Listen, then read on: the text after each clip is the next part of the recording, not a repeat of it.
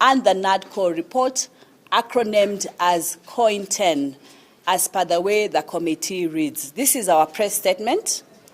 It's a status update of the committee overseeing the implementation of the 10-point agenda and the NADCO report.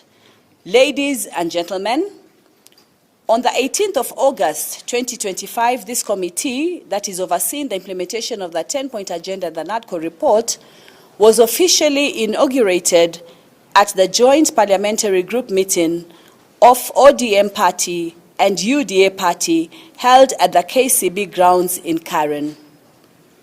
During this meeting, the committee outlined its scope of mandate in guiding the implementation of the issues Kenyans had raised in the street protests of 2023-2024 that culminated in the Gen Z uprising, where unfortunately lives were lost, many were injured, and there was destruction of property. During this time, the country was on the brink of the precipice. There was a state of suspended animation and nothing was working. It took the bold and selfless decision by our country's foremost political leaders, His Excellency President William Ruto, and the Right Honorable Raila Amolo Odinga, may his soul continue to rest in peace, to put differences aside and put the country first. The 10-point agenda, signed by the two party leaders, His Excellency, the President Dr. William Samoei Ruto, UDA party, and the late Right Honorable Raila Amolo Odinga ODM party in March of 2025, together with the report by the National Dialogue Committee, NADCO, formed the basis of our engagement. This is a national as well as political exercise. It not only touches on the issues from the two mentioned political parties, but if you look across all the parties and all the issues, if you look at all of the 10-point agenda and the NADCO report, indeed, it concerns us all as Kenyans. It is aimed at unifying the nation, bridging the existing intergenerational gaps, ensuring equality and equitable distribution of resources, dignity for human life, respect for the rule of law, among others. The process is spearheaded and closely monitored by the two political parties under the Memorandum of Understanding that the two leaders signed. It is unfortunate that the key person in this process, the Right Honorable Raila Amolo Odinga, departed from us, but his spirit continues to drive and motivate the process. The agenda of the committee, as well as laying the framework for our engagement. During the period, we have had meetings with various government and non-governmental organizations with the aim of gathering information as well as acquainting us with the useful content that will form part of our final report to be presented to the two principals, His Excellency, the President, Dr. William Ruto, and the new party leader of ODM party, Senator Dr. Oburu Oginga, at the end of our term in office, and specifically on the 7th of March, when we are meant to give the report.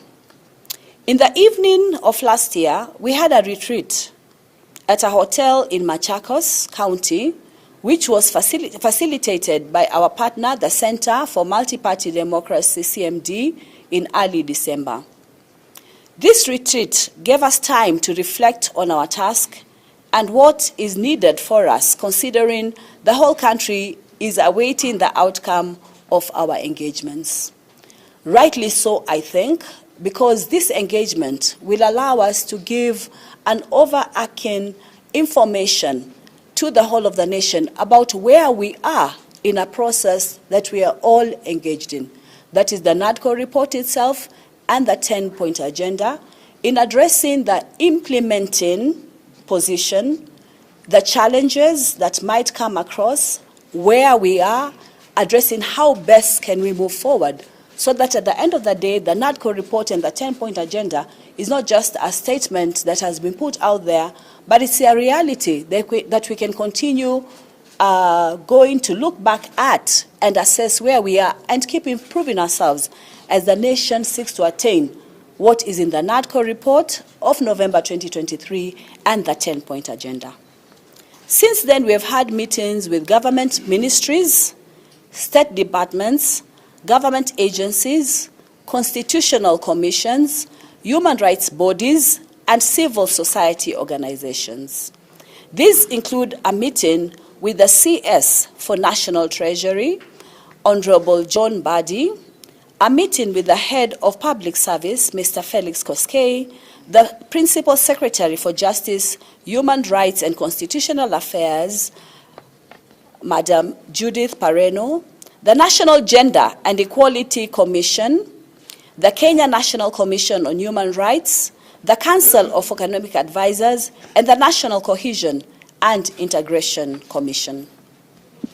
We have also held meetings with Cabinet Secretary for Water, Sanitation and Irrigation, Engineer Eric Murithi Muga, and the Controller of Budget, Dr. Margaret Nyakango, and her team.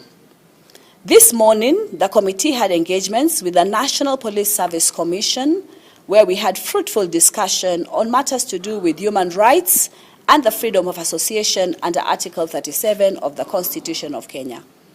We also had a meeting with the Principal Secretary for the State Department of Parliamentary Affairs in the Office of the Prime Cabinet Secretary. Her name is Ms. Aurelia Rono. These engagements are ongoing, and in them, we are gathering very useful insights that will help this country move forward. In all these engagements, we are going to specific areas as implementing organizations that we are moving to in the NADCO report, and issues that have and what to be addressed, to see the progress for these and have discussions across these. So these engagements that are going on are going to be very useful for us to collect our data and present the status quo of the implementation of the NADCO report 2023 and the 10-point agenda. Beginning next month, we shall move on to a very important part of our work as a committee, and that's the countrywide stakeholder engagements, where we intend to meet Kenyans right in the grassroots to listen to them, because this is an inclusive process and we want everybody to come on board at the various levels to talk about the NADCO report and 10-point agenda and their assessment of its implementation. We'll be able there to exchange ideas and seek the recommendations on the Kenya that we want. These stakeholder forums will be held in all countries' 8 regions, beginning with Mombasa for the coastal counties on Monday, 2nd February 2026.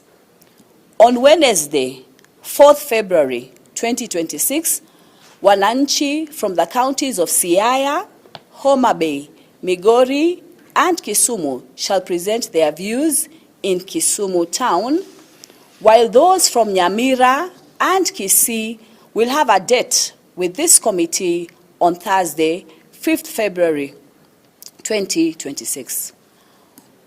On Friday, 6th February, we shall have an engagement with the people of western counties of Busia, Bungoma, Vihiga, and Kakamega, and this will be at Kakamega town, before moving to North Rift region, where we shall meet Kenyans from Uasin Gishu, Nandi, Elgeyo Marakwet, Trans Nzoia, West Pokot, and Turkana, and this will be in Eldoret town on Saturday, the 7th, 2026.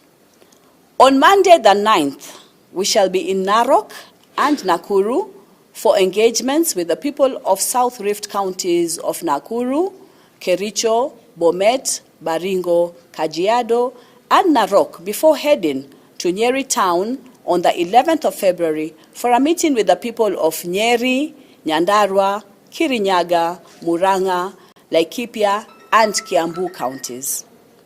On Thursday, the 12th of February, the committee will pitch tent in Meru town to listen to the people of Mount Kenya East and Upper Eastern counties of Meru, Embu, Tharaka Nithi, Isiolo, and Marsabit before heading down to lower eastern counties of Machakos, Kitui, and Makwiny counties in Machakos town on Saturday, the 14th, 2026. People of the northeastern counties of Mandera, Garissa, and Wajir will converge in Wajir town on Monday, February 23rd, for the stakeholder forum.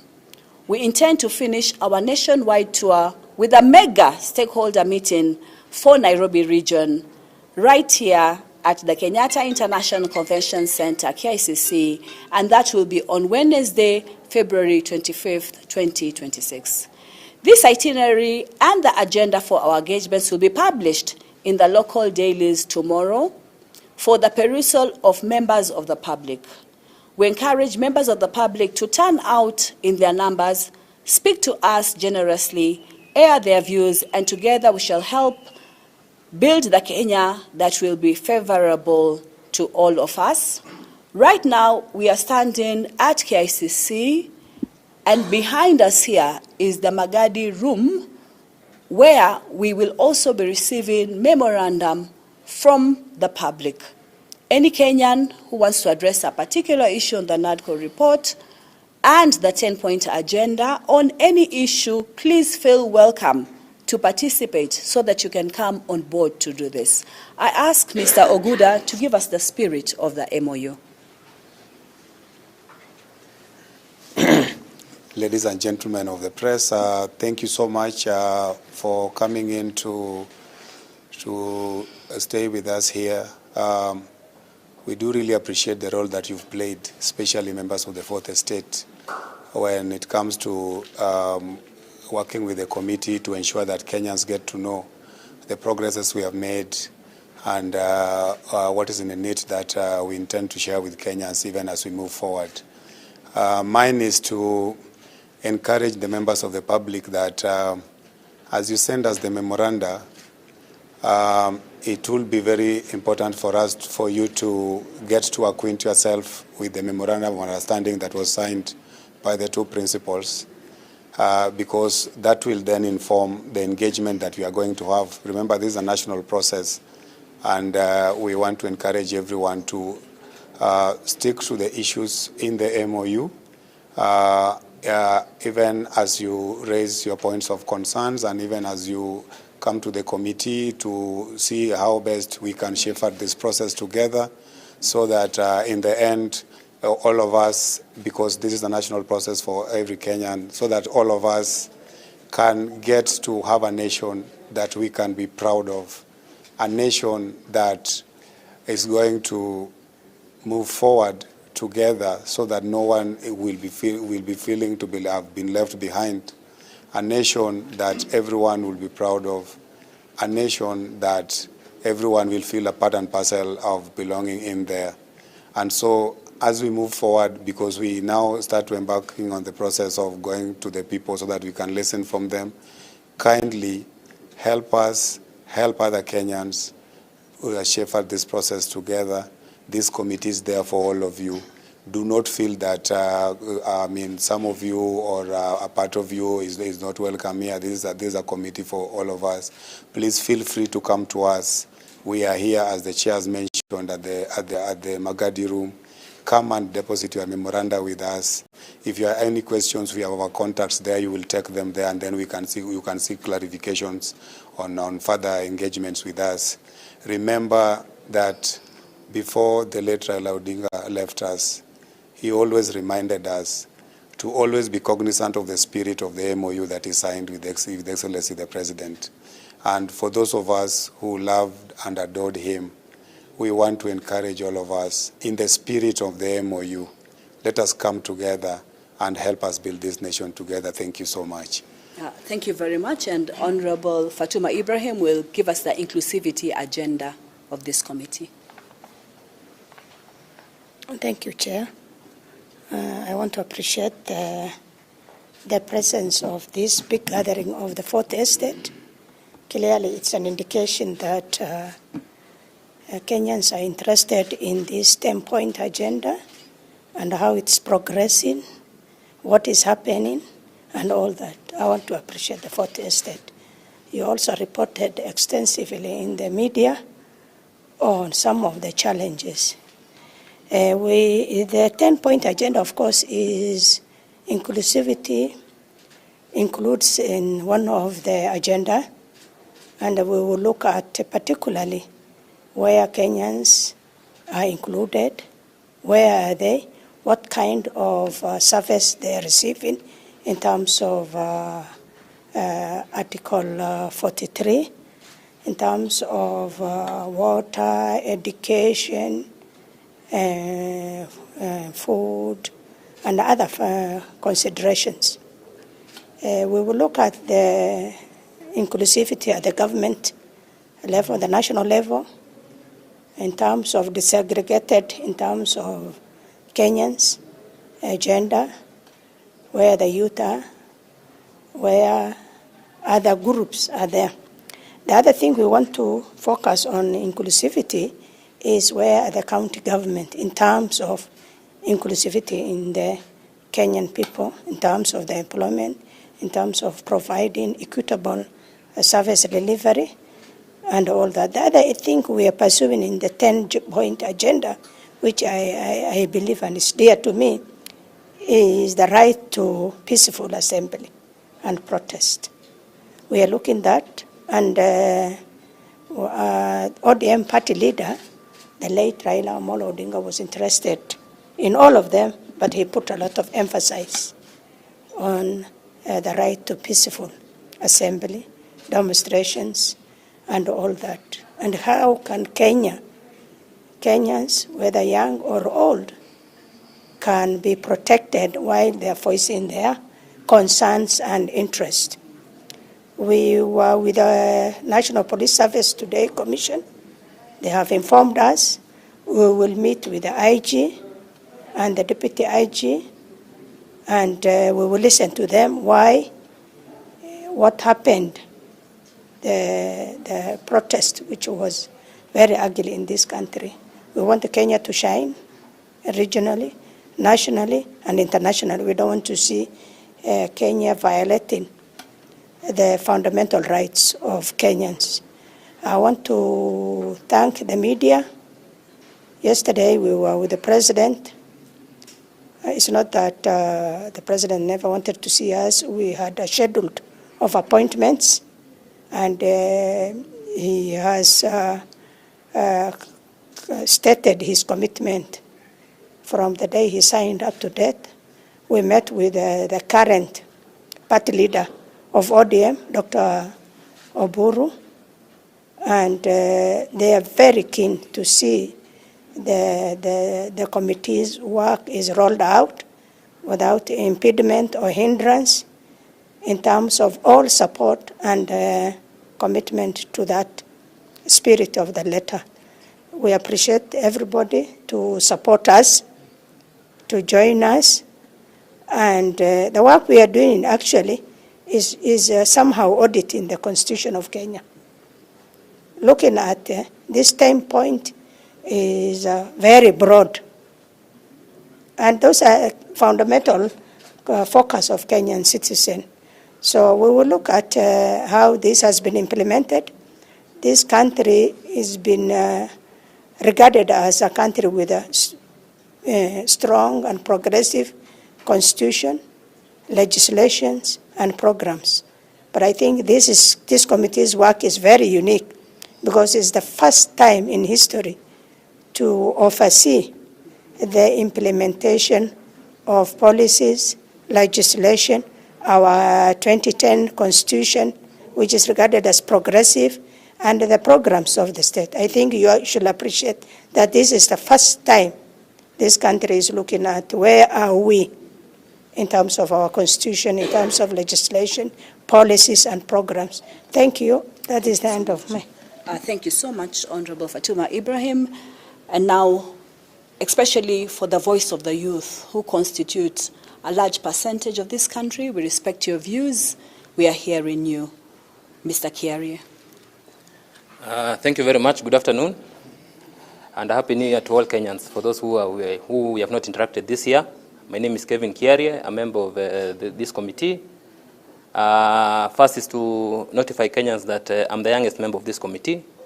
That is showing the commitment of the two principles led by our president of inclusivity, of putting the young people on the table. As it has been announced, we have had several engagements with several stakeholders, most of them being government ministries, departments and agencies, and even independent offices and institutions.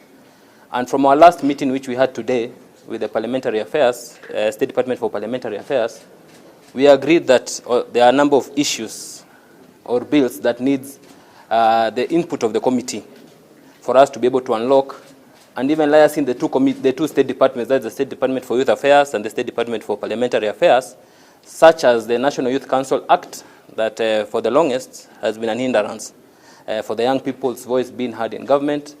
We have also agreed on the fast tracking of the youth bill and the creative economy bill for our creatives in our country. We have also agreed on the aspect of youth inclusivity in political parties and the subsequent fast track of the political amendment bill, so that we have the voice of young people in political parties to be heard. Again, the congresses of youth of these political parties, the youth congresses of these political parties to be funded. What we want to champion, and my role here as a committee member, is even beyond our term, is to ensure that we change the trajectory of our nation. Never again do we want to have a situation whereby one of the agenda items in any government is issues to do with inclusivity of the youth and promotion of the livelihood for the youth. Again, from our interactions with the stakeholders, we are cognizant of the fact of the progress that has been made by government on issues to do with promotion and economic empowerment for the youth. We are looking at one of our stakeholders being the Public Service Commission, so that we talk to them on how we can reduce the number of experience that young people are required when they are applying for jobs. You find, for instance, at the Ministry of Youth Affairs, there's a position of Secretary of Youth Affairs that requires you to have 15 years experience. So for you to get that job, it means you need to be 45 years and above. You are past the youth bracket, yet your principal secretary, who is your boss, is a youth. Some of these raft measures, you'll find them in our final report, and even as we do our periodic report to the principals, like we had yesterday, we are informing them that so far this is where we are, this is where we are heading, and we want to bring every youth, irrespective of your party, whether you're in the united opposition, whether you support broad-based or not, as long as you're a Kenyan and you're a youth, we are looking forward to hearing from you. We are looking forward to your written memorandum, so that your view and your opinion forms part of taking or changing the trajectory of our nation. Thank you very much.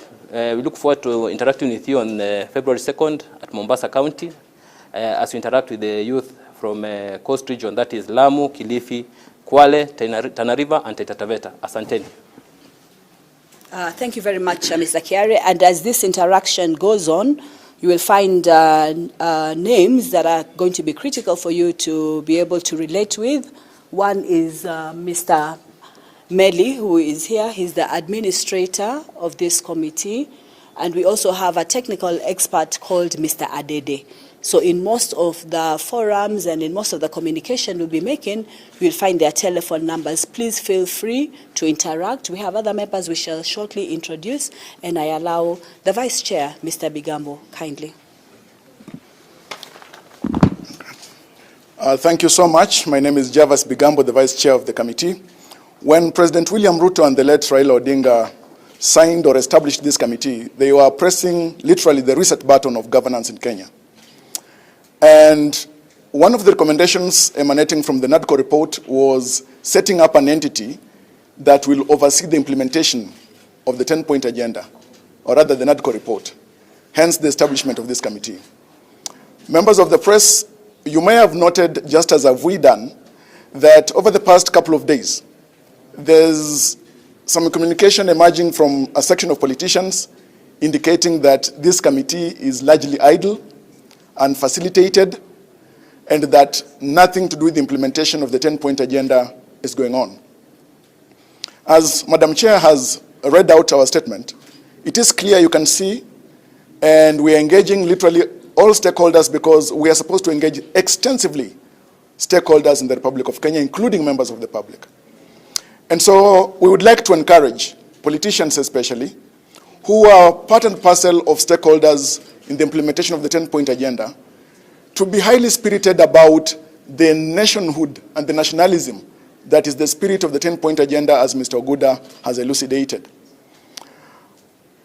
In terms of the implementation, one of the things that we've picked out already, for example, when we met the Treasury Cabinet Secretary, already we are aware that in 2025-2026 financial year, we had zero-based budgeting, contrary to how it was in the past.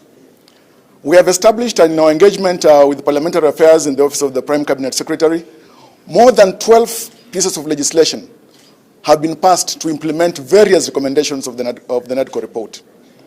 Interestingly, as we speak right now, close to 25 bills are laying in abeyance at the Senate or the National Assembly because of various challenges. And you may recall, perhaps, let us inform you, that one of the most important bills that is also laying in abeyance is the bicameral relations bill, which will ease the relations between the Senate and the National Assembly to help lots of legislative work to move forward. And so it is important that this is appreciated. As I move towards the close, I would like to indicate that implementation of the 10-point agenda does not rest only on the shoulders of the national government or the president. Leaders of the executive and the devolved units, the governors, are also part and parcel of this. Protection of devolution, reducing wastage of public resources, fighting corruption, all these need to be done by all public officials and private citizens. So we'd want to encourage that all of us embrace that spirit of the implementation of the 10-point agenda, because as Madam Chair has indicated, these supersede the immediate interests of UDA and ODM. They are national issues of governance. Last year, the government embraced a Pact of Good Governance 2024, which is keen on enhancing good governance in the country. Ningemalizia kwa kusema kwamba kamati hii inazidi kujizatiti katika kuangalia jinsi ambavyo utekelezaji wa ajenda hizi 10 unavyoendelea na wale ambao ni washikadau wakuu ambao ni watekelezaji, na tungependa kuhimiza wanasiasa, haswa wale ambao pengine msimamo wao wa kisiasa hauko na swala la broad based, kwamba kamati hii ni kamati ya kitaifa, sio kamati ya uegemeo, na ni kamati ambayo inashughulikia masuala ya utaifa na kuhakikisha kwamba inashughulika na kukutana na washikadau mbalimbali, kwamba kazi hii mwishowe itakuwa ya kuinua swala la utawala katika nchi ya Kenya. Nashukuru. We will take a few questions. Let's forward one or two. You say your name and the video answer. Let's start. Yeah. My name is Leonard Wamala from West TV. I have 2 questions. One. Make it one, please. Okay.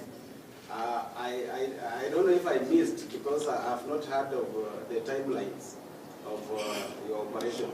When are you supposed to finalize and conclude and give the Kenyans the product? The product is due for 7th March. This was informed even as we were established on the 6th of August. So we have about 6-7 months to complete the report. So by 7th March, we'll be making the presentation of this report. Okay, yeah. Yes, another question? Hello, Grace. Just a follow-up for that. You've been in office since the 6th of August now. Yes. I wonder for that period, Yes. what has the committee been up to? Because now you have to race against time. Yes. And is this remaining timely enough? Yes. Yeah. So What challenge do you face? yes. Yeah. So there's a lot that can be happening back end. What we have now is a matrix for engagement along the 10-point agenda and along the NADCO report. Remember, all those issues in the NADCO report, including the audit of 2022, including the issue of the IBC reconstitution, right coming back to the issue of Article 43, and all the legislative agenda therein. In the NADCO report, for each of the issues that were raised, and the NADCO report just didn't take the initial issues. You know, in their statement of issues, they mentioned various issues. But when the stakeholders came on board 708 stakeholders, 258 memorandums that they received, 60 stakeholders who were expert stakeholders came back. Therefore, the raft of issue increased, and in each of those issues, they made observations, collected information, made observations, and made recommendations. It's a raft of a lot of recommendations, which over time we've put for us to get to this stage, when now we can go to the various stakeholders and say, for example, for the community-based organizations, to the ministries, to the independent commissions, to the state departments, to the various organizations that we are contacting with, these are the issues, means we've had to go into the NADCO report, extract these, and be able to write the specific issues, because these issues are not homogeneous across the board. They're heterogeneous. So one organization is dealing with certain aspects, for example, various commissions and various ministries, and others are dealing with various aspects. So we have to disaggregate. So we send the relevant issue. The third issue that we've been dealing with, which is very important, is the issue of defining our scope. What is our scope for coverage? And we've agreed our scope for coverage is the whole of the NADCO report. So it's going to be a lot of data there that we've been preparing in terms of putting it together and sending out the stakeholder requests for memorandum.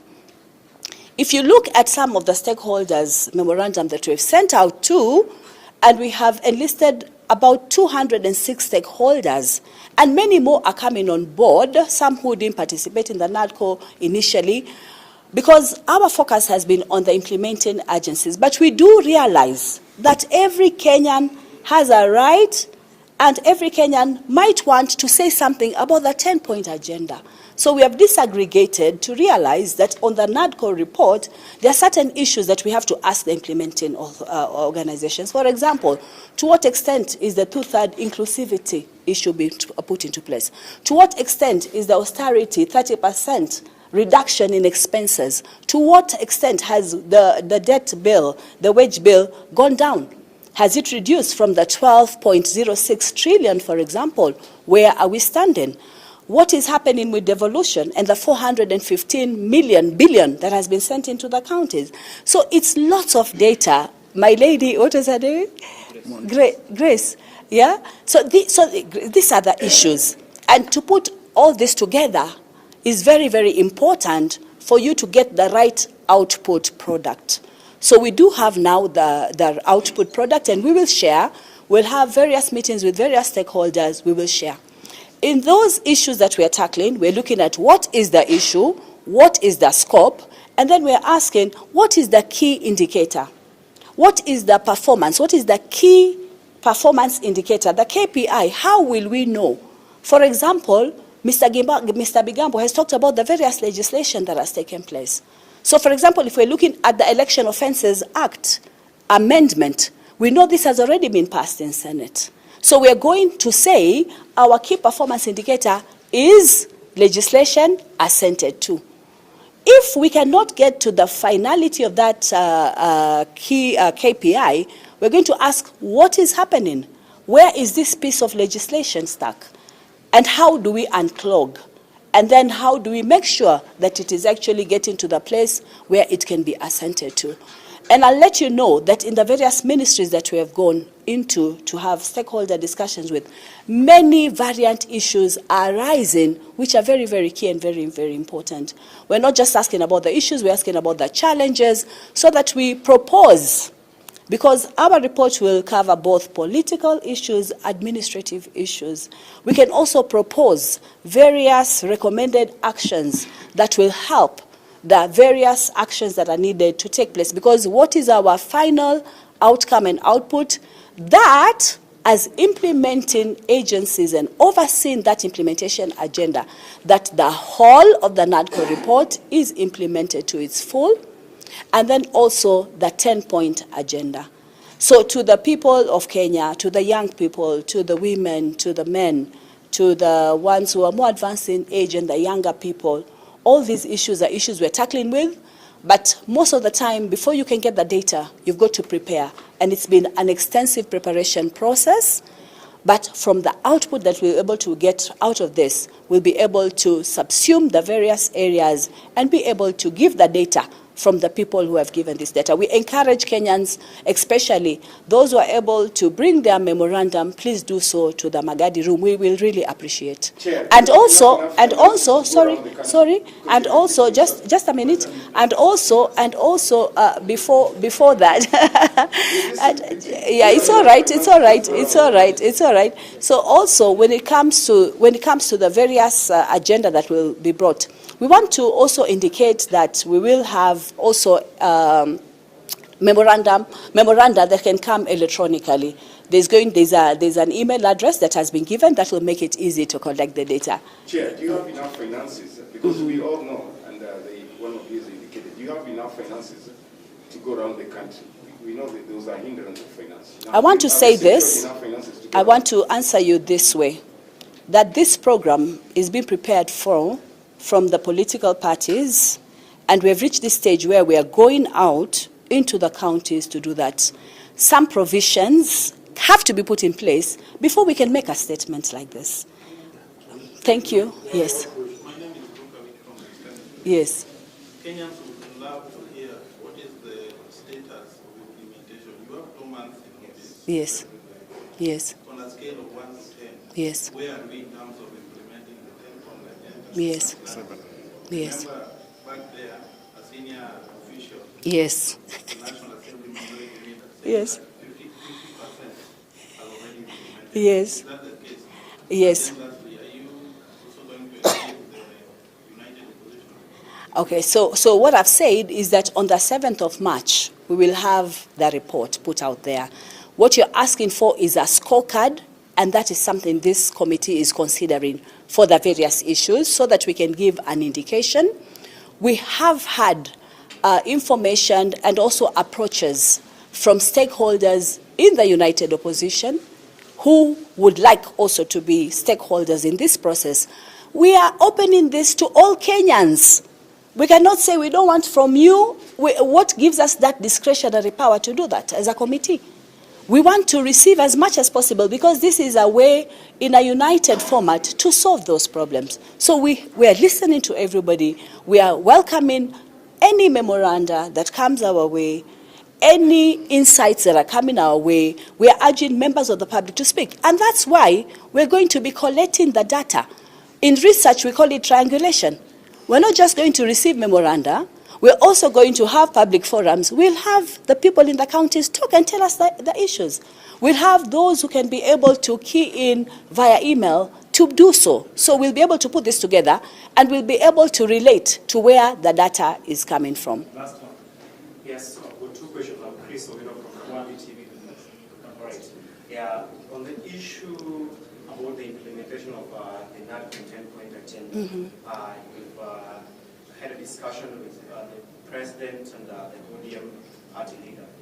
Is there political will from the President that eventually when this report comes out, it will be implemented, it will not take the route that other reports that are QE report, Doom report has taken?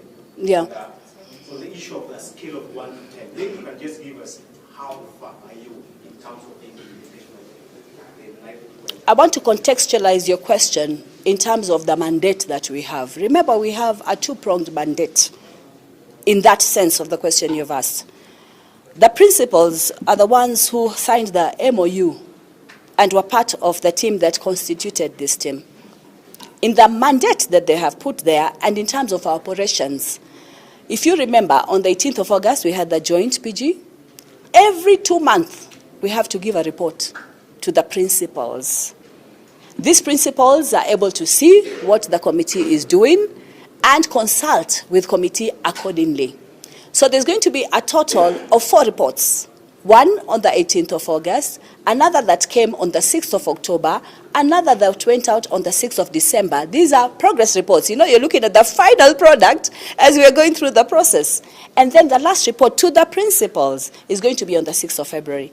And then to the nation is going to be on the 7th of March. Thank you very much, members. Have a good afternoon. Yes, so they are our principals, all right? They have sent us for this task, all right? They have sent us for this task, and in our communication with them, as we discuss the various issues, they are very committed to this process. Maybe just to answer. Just answer. Because you have asked a pertinent question in regards to the commitment of the President, under this committee, we have two members of UDA, myself and the Vice Chair, Javas Bigambo. And yesterday when we met the President, we were meeting the President in his capacity as the party leader and the leader of the National Steering Committee. Yesterday we were having a conversation with the National Steering Committee of UDA Party, where we were putting them, or we were informing them at where we are in terms of implementation of the 10-point agenda, so that now the steering committee on Monday, when they convene the National Governing Council of UDA Party, whereby they're calling all the elected leaders, they're going to inform them, as they inform them on the implementation of the manifesto. So that is a serious commitment of UDA Party and the President of the Republic of Kenya.